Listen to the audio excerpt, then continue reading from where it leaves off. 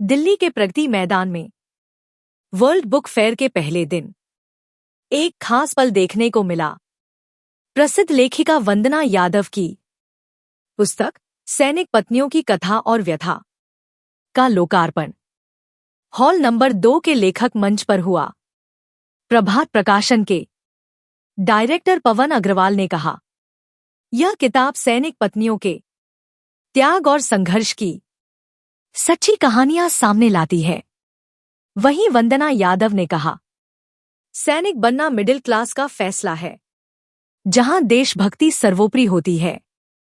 यह किताब हर भारतीय को जरूर पढ़नी चाहिए।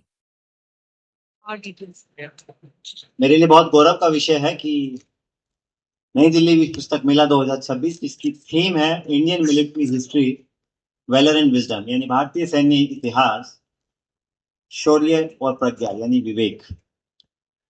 उस शौर्य में जिस शौर्य की बात कभी नहीं होती वो उन माताओं का, उन बहनों का है जो सैनिकों के पीछे होती है।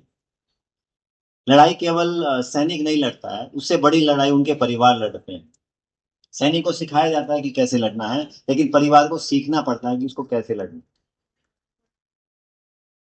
मैम ने ये किताब लिखी है, मैं उनको बहुत शुभकामनाएं देता हूँ, उनका हार्दिक अभिनंदन करता हूँ। और थीम के हिसाब से भी बहुत है, लेकिन सैनिक पत्नियों की कथा और व्यथा, इसमें मैं आधी चीज से सहमत हूँ, आधी चीज से सहमत नहीं।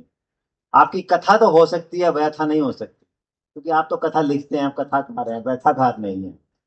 हमारे देश में एक महिलाओं में जो एक विशेष शक्ति है, एक परंपरा है, संस्कार है कि वो अपने पति को, अपने बेटे को या अपने भाई को कभी कमजोर नहीं बनाती, ताकतवर बनाती है। इसीलिए उनको कहा गया है फोर्स बिहाइंड फोर्स, यानी कि जो सैन्य शक्ति के पीछे की जो असली सैन्य शक्ति है वो हमारे परिवार है, हमारी पत्नियां, बहनें और नारी शक्ति है। अब वो समय आ गया है कि आपने अपने पूरे जिंदगी में एक सैन्य पृष्ठभूमि में जीवन गुजारा है, आपके व्यक्तिगत अनुभव है, लेकिन उनका मैं सम्मान करता हूँ और बहुत बधाई देता हूँ कि आपने ये अच्छा काम किया है डॉक्यूमेंट करने का, क्योंकि ऐसी हजारों महिलाएं होंगी जिनकी जिंदगी लगभग कुछ कुछ ऐसी ही होगी।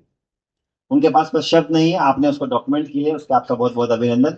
और मुझे लगता है केवल वो एक कहानी नहीं है, उन महिलाओं को किताब पढ़नी चाहिए जिनके परिवार सैन्य पृष्ठभूमि से जुड़े हुए हैं, सैनिक हैं। और जिन्होंने नहीं जुड़े हुए हैं उनको इसलिए पढ़नी चाहिए ताकि वो जान पाए कि हमारे सैनिक और उनके परिवार किस दौर से गुजरते हैं।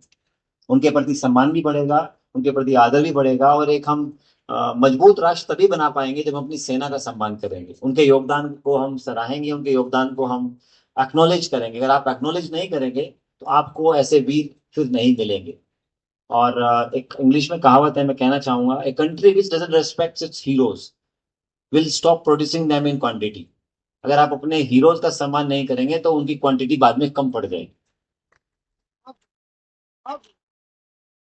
आपको अगर देश को मजबूत बनाना है तो आप सेना को कुछ मत दीजिए। वो बिना हथियारों के भी लड़े हैं, पत्थर गोलियों से भी लड़े हैं, वो बिना खाए भी लड़े हैं, बिना कपड़े भी लड़े हैं, बिना बारूद भी लड़े हैं, आखिरी गोली तक वो लड़े हैं।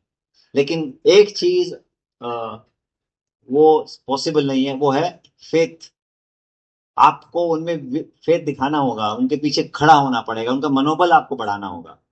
तो मनोबल की लड़ाई है, बल तो है ही, तो मनोबल में बल उनके पास है, आप अपना मन उनको दीजिए, मन से उनको एक्नॉलेज करिए। और निश्चित रूप से हमारी सेनाएं हमारा गर्व है। सिंदूर में हमने देखा, सिंदूर के बदले में जो हमें उन्होंने शौर्य का एहसास दिया, मुझे लगता है हर महिला को, हर नारी को बड़ा अच्छा महसूस हुआ कि हाँ, हमारे बेटों में, हमारे पतियों में, हमारे भाइयों में वो शौर्य है कि वो देश के लिए, सम्मान के लिए कुछ भी कर सकते हैं। तो इस शौर्य और विवेक की जो कहानी है, शौर्य और प्रज्ञा की जो एक गाथा है इंडिया एट 75 पे, मुझे लगता है विशेष बात यह है कि पहली पुस्तक है जिसको मैं रिलीज कर रहा हूँ।